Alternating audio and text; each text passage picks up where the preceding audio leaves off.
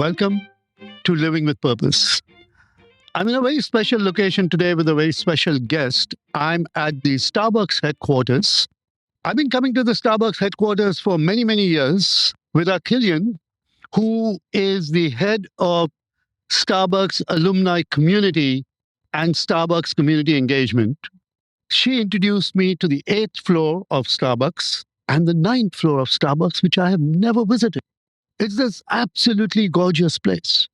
But we're not here to talk about the Starbucks company and the environment, which you will hear a little bit about.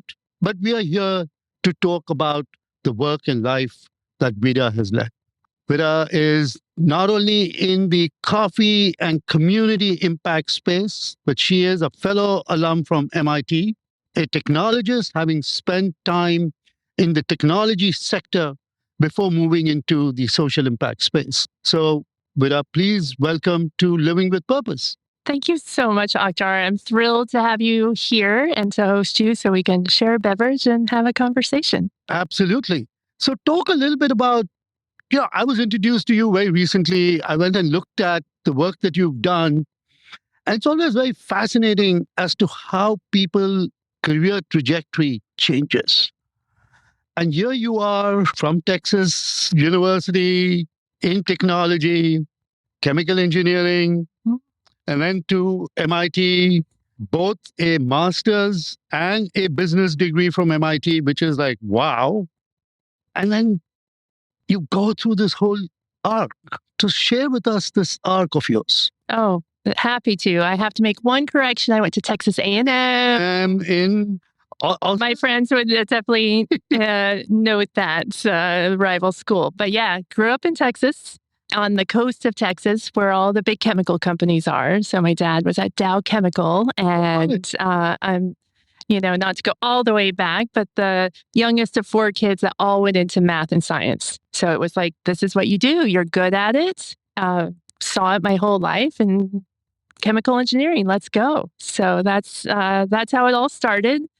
And obviously, life and journey and doors opening and opportunities continue to evolve. And I think so much of your journey and coming back to purpose, you see it happen when you look back. And so I feel so much of my journey from that chemical engineer making sandpaper to leading impact journey has been very opportunistic and not as intentional as I wish I could say it was, but very grateful for every step. So that sandpaper that you talked about was at 3M. That was at 3M. Which is where you did your first introduction to the working world. Exactly. So talk a little bit about that whole experience, right? That here you are as an engineer, you're working at 3M, then you decide to go to MIT. Why was that important to you? And then why getting a business degree became important to you? Sure. I mean, those first, I think I was in the workforce about 5 years before I went back to school. What a thrill to be a young engineer. 3M was an amazing place. They sent you to all sorts of places. So I got to go to Minnesota and Wisconsin and Brazil and Texas and show up as a young buck engineer trying to figure out how to help improve operations and projects. And you learn so much so quickly in those young and early career days about people, how to influence, how to work together while you're doing problem solving and complex problems and fixing and improving the things, whatever the things are. After about 5 years of that, I had moved to Dell. So I started doing engineering at Dell. And about 2 years in, I was like, it's time. I need something different. And I was kind of getting away from the hardcore engineering and thinking business is the way to go. And so MIT has this amazing program. It's called Leaders for Global Operations. And you can do an engineering degree and a business degree at the same time. And Dell is one of many companies that sponsor students. And so I was able to apply and get that sponsorship for 2 years to step away from work and go just focus on studying, focus on myself, and start to think about how my career could evolve. Primarily in business was my interest.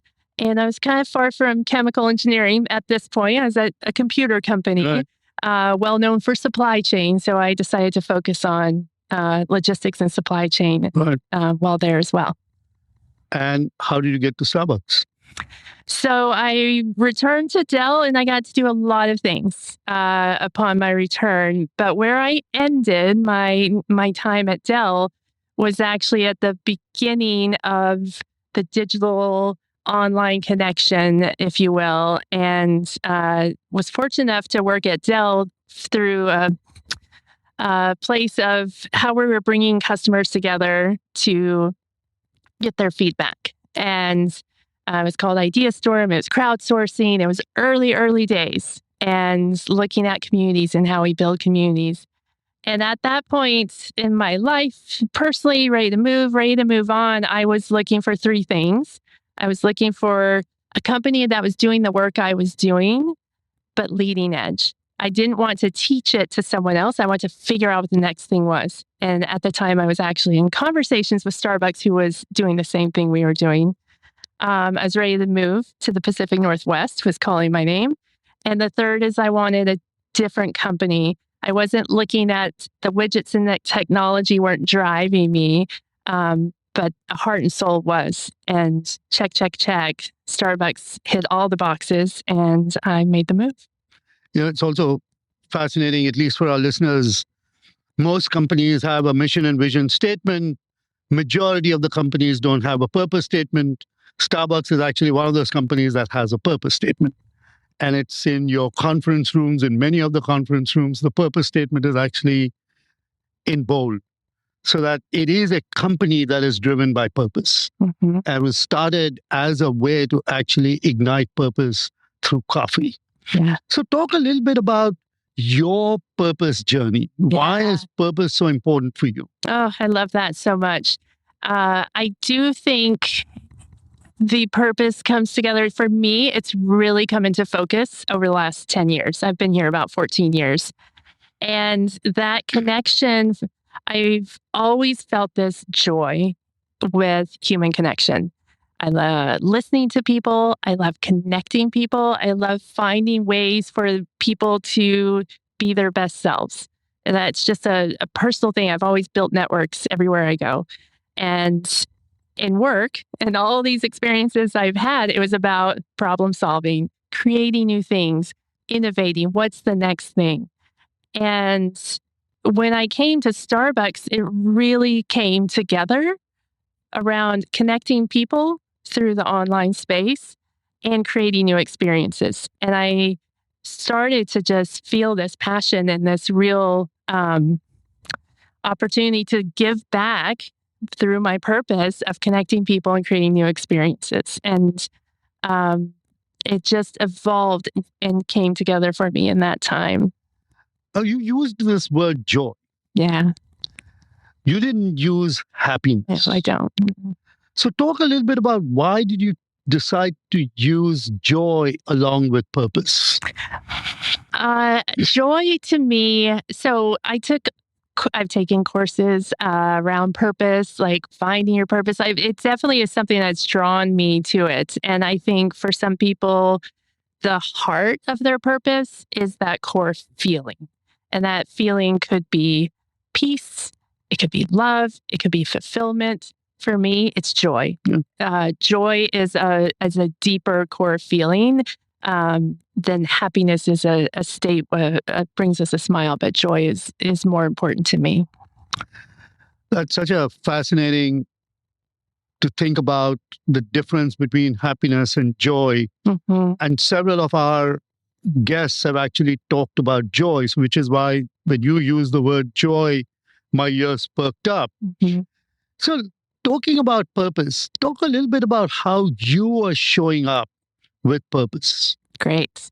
Well, I'll talk about work right now. So a few things I've had the opportunity to do. The first was building an employee community. So we call our employees partners. And the ability to bridge partners through digital media, through online, and create a community has been really impactful. And to see someone that lives in Texas connect that with someone that lives in Washington over the same job and the same experience and support each other is pretty powerful. And then we've also, by doing that, I've seen that what happens on the other side is when they meet in person, there's just this deep connection. Yeah. So this connecting of people in this new way is really powerful. And so what I do now, as you mentioned, leading the Starbucks Alumni Community is super fascinating. So I feel like this is where it's coming together because alumni communities for companies are new. They're not many people are doing them. Microsoft being the OG, they've done it for 20 years. We've done it for 3, but it's not common. Yeah. It's not a common practice that companies say, hello, thank you for coming to work. We're excited you're here. And when it's time to move on, we are here with you as well. And I find that ability to keep that connection going between people and offering a space when the connection is work is just, it's a new problem, it's a new opportunity, and it's exciting to work on. For me, Starbucks has always been this place for forming connections. Yes. There is this space in a Turkish home, which is the central space in the house, which is called the sofa, which is the Turkish word for the living room. Mm-hmm. Now, Starbucks has always treated its space as the third space. Mm-hmm. Like this is where you come. It is your living room. It is your sofa. Mm-hmm. And sofa is a place where you actually create connections and warm connections because you've actually gone into someone's house. So this notion of purpose and connections are so deep. And I'm glad that you actually mentioned it in terms of how you want to continue to keep these connections growing.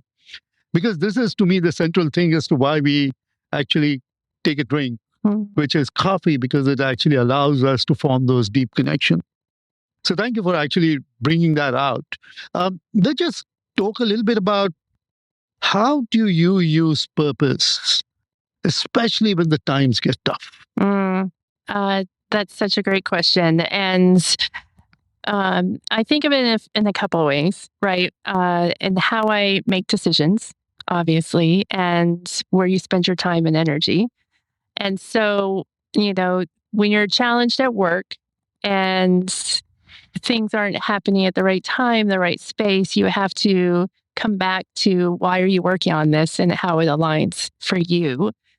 I think of times of uncertainty is really when it comes clear, right? Of the purpose is what's going to help clear the path for you. My example on that would be, as I said, I love my job. I feel like I have, won the lottery that I get to work at this company and in this space and connecting people in a way that goes above and beyond our human connection that we deliver every day.